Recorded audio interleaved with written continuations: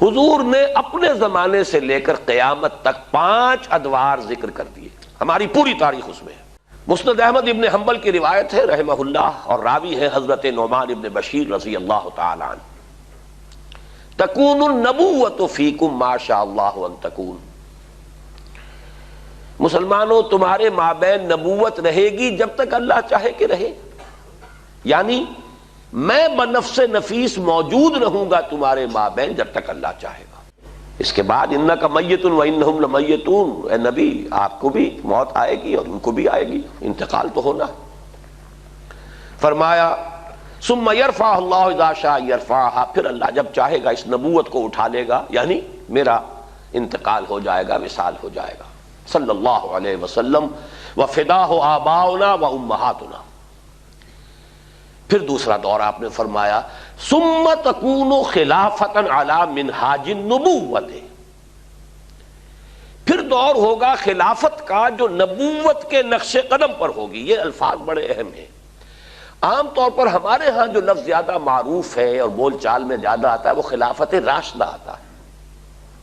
اس سے اچھی طرح نوٹ کر لیجئے، یہ اصطلاح حدیث میں نہیں آئی ہے، خلفائے راشدین کا لفظ آیا ہے، علیکم بسنتی و سنت الخلفاء الراشدین المہدیین، اے مسلمانوں تم پر لازم ہے کہ میری سنت کا اتباع کرو اور میرے خلفائے راشدین المہدیین کی سنت کا اتباع کرو، لازم ہے تم پر۔ لیکن خلافت کے ساتھ جو صفت آئی ہے وہ یہاں نوٹ کیجئے، یہ عام نہیں ہے، اس کو اب ہم عام کر رہے ہیں اپنی مطبوعات کے ذریعے سے۔ خلافت علی منہاج النبوہ، منہاج منہج راستہ طریقہ، بعین ہی نبوت کے نقش قدم پر خلافت۔ یہ بعین ہی کا لفظ اس قدر زور دے کر میں نے کیوں ادا کیا ہے اس کو سمجھ لیجئے۔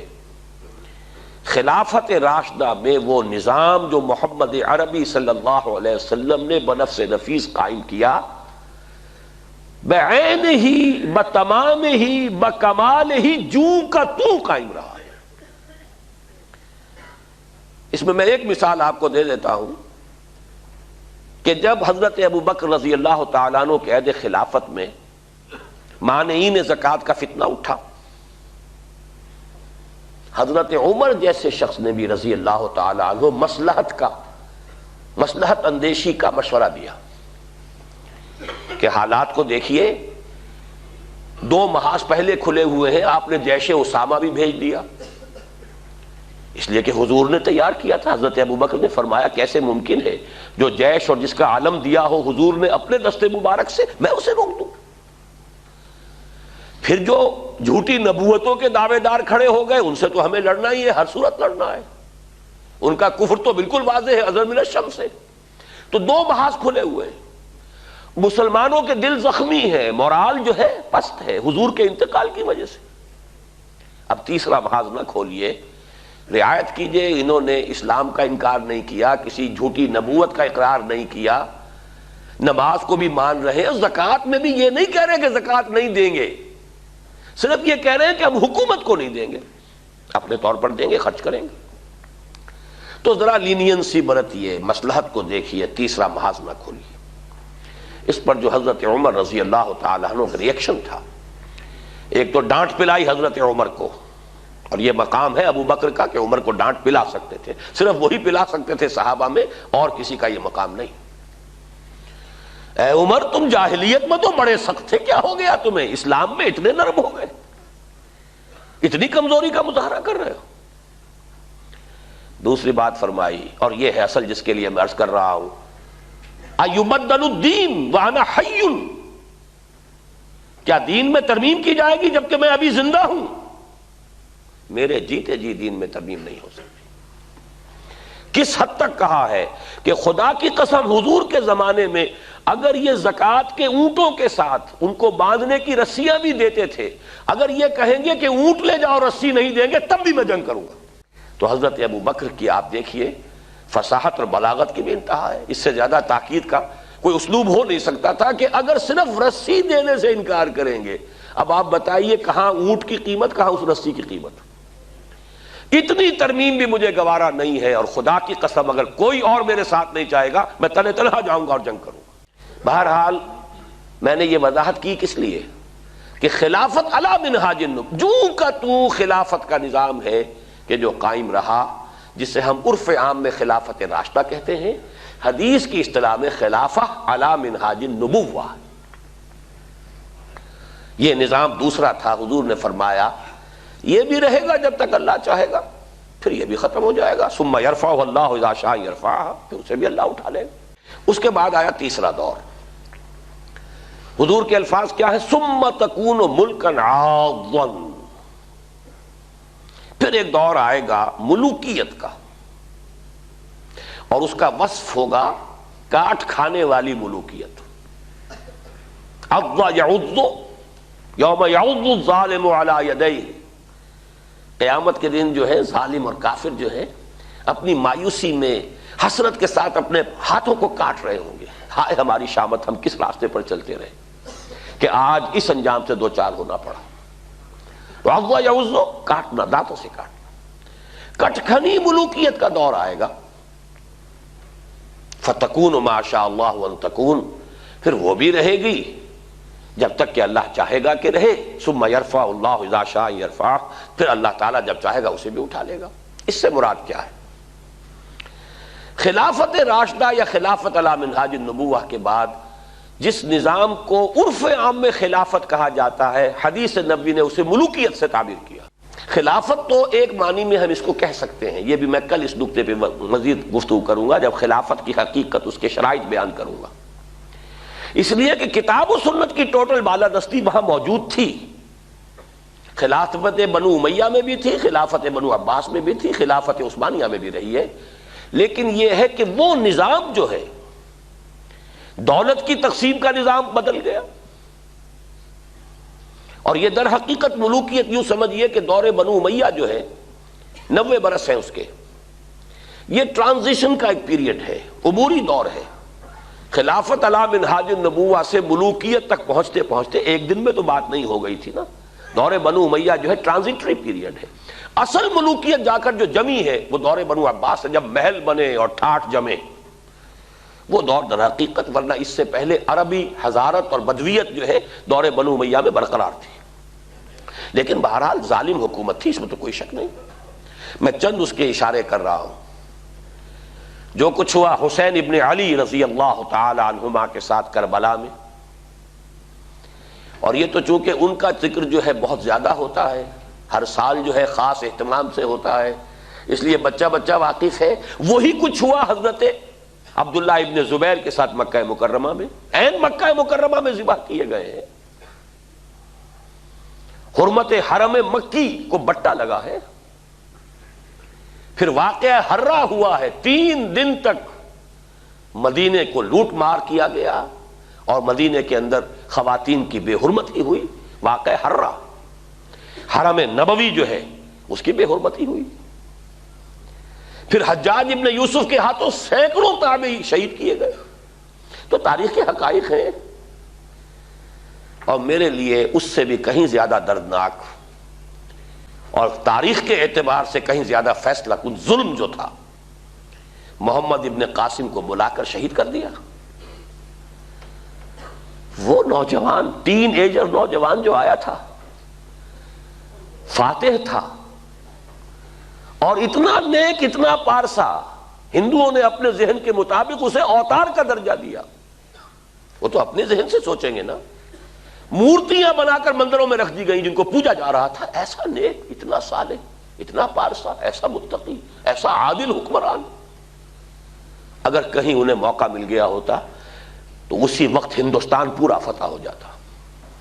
لیکن ملوکیت کو سب سے بڑا خطرہ لاحق ہو جاتا ہے اگر کوئی شخص اتنا پاپولر ہو گیا تو ہمیں خطرہ ہے، ہمارے اقتدار کو خطرہ ہے۔ وہاں تو سوچنے کا انداز یہ ہوگا کیا جرم تھا محمد ابن قاسم کا، تاریخ خاموش ہے، بے گناہ بلایا گیا، شہید کر دیا۔ یہی ہوا بعینہ ہی موسیٰ ابن نصیر کے ساتھ رحمت اللہ علیہ، جس نے کہ شمالی افریقہ کا اکثر و بیشتر حصہ فتح کیا تھا، اور اس کے ایک ادنا کمانڈر تھے طارق ابن زیاد، طارق جو بر کنارہ اندلس سفینہ سوخت، جس نے پورا جو ہے آئیبیرین پیننسولا فتح کیا ہے۔ موسیٰ ابن نصیر کو بھی بلا کر جان بخشی کر دی گئی، بوڑھے تھے بہت، ورنہ یہ کہ اتنا ذلیل کیا گیا ہے، تیز دھوپ میں کھڑا رکھا گیا ہے، بے ہوش ہو کر نیچے گرے۔ خطرہ دونوں سے ایک ہی بات کا تھا کہ ہماری بادشاہت کو ان افراد کی یہ پاپولیرٹی جو ہے اس سے خطرہ لاحق ہو گیا۔ یہ ہے وہ، ابھی تو یہ دور میں ابھی بنو امیہ کی بات کر رہا ہوں ساری، پھر جو بھی ٹھاٹھ جمے ہیں اور جو عیش ہوئے ہیں، اور کوہ قاف کا سارا نسوانی حسن جو ہے جو بغداد کے محلوں میں آیا ہے، پھر رقص و سرود جو بھی ہوا ہے، سب کچھ سب کو معلوم ہے۔ الف لیلہ جو ہے بغداد کی 1000 راتیں جو ہے، یہ ساری کی ساری داستانیں ذہن میں رکھ لیجئے۔ یہ ہے بہرحال تیسرا دور۔ چوتھا دور آپ نے فرمایا ثم تکون ملکا جبریا، پھر ایک اور ملوکیت آئے گی اور وہ ہوگی مجبوری والی ملوکیت۔ چونکہ ہمارے پاس کوئی گواہی موجود نہیں ہے کہ اس کا فرق حضور سے پوچھا گیا ہو کہ حضور یہ دونوں ملوکیتوں کا کیا فرق ہے، ملوکیت کاٹ کھانے والی ملوکیت اور پھر چوتھا دور ہے ملوکیت جبری ملوکیت۔ تو آپ نے کیا جواب دیا؟ کوئی ریکارڈ نہیں ہے، نہیں معلوم اس وقت کیا سمجھا گیا۔ آج ہمارے سامنے روز روشن کی طرح واضح کہ اس سے مراد کیا ہے۔ پہلا ملوکیت کا دور وہ تھا کہ ملوک مسلمان تو تھے، کلمہ گو تو تھے، پھر ملوکیت جو آئی ہے ہم پر وہ غیر مسلموں کی حاکمیت اور غلامی، western imperialism, European powers, colonial powers, برطانیہ کے غلام، فرانس کے غلام، اٹلی کے غلام، ولندیزیوں کے غلام، یہ غلامی، یہ چوتھا دور ہے جس کی کہ حدیث میں خبر دی گئی۔ یہاں میں اس وقت صرف اشارہ کر رہا ہوں، تفصیل سے آج ہی بعد میں عرض کروں گا۔ یہ چوتھا دور ابھی ختم نہیں ہوا، ایک اعتبار سے ختم ہوا ہے، ایک اعتبار سے جاری ہے۔ ختم اس اعتبار سے ہوا ہے کہ ڈائریکٹ رول، براہ راست غلامی ختم ہو گئی، تماشا دکھا کر مداری گیا، انگریز اور اس کے فوجی گئے، فرانسیسی گئے، ولندیزی گئے، اطالوی گئے، سب گئے، ڈائریکٹ رول ختم، اس اعتبار سے ختم ہوا۔ لیکن انڈائریکٹ رول برقرار ہے، رول بائی پراکسی یا ریموٹ کنٹرول، سب ان کے شکنجے میں، ہماری معیشت ان کے شکنجے میں، ہمارے وسائل ان کے قبضے میں، ہمارے ذہن ان کے قابو میں، اور اب تو جس درجے CNN اور نہ معلوم کس کس کے ذریعے سے ہمارے ذہنوں کے اوپر جو بھی جبر آ رہا ہے، کہاں بچ کر جائے گا؟ کون بچ سکے گا؟ پھر یہ کہ اس سے پہلے ابھی ہم تہذیبی انداز میں غلام، علم میں بھکاری، ٹیکنالوجی میں بھکاری، ان کے دست نگر۔ تو در حقیقت یہ چوتھا دور جزوی طور پر ختم ہوا ہے، لیکن در حقیقت معنوی اعتبار سے ابھی اس کا تسلسل جاری ہے۔ میں نے اکثر جگہوں پر اس کو کراچی کے حوالے سے بیان کیا۔ کراچی میں لانڈھی، کورنگی، شاید یہی معاملہ ہوگا، اور جو یہ نیو کراچی وغیرہ میں بھی جو بس سٹاپس آتے ہیں، 3 نمبر، پھر 3.5 نمبر، پھر 4 نمبر، پھر 4.5 نمبر، پھر 5 نمبر، تو ہم 4.5 نمبر پر کھڑے ہیں اس وقت۔ چوتھا دور ایک درجے میں ختم ہوا ہے، ایک درجے میں ابھی باقی ہے، اس پر میں بعد میں عرض کروں گا۔ اور ابھی جو اس کا آدھا حصہ باقی ہے وہ پہلے سے کہیں زیادہ تلخ ہے،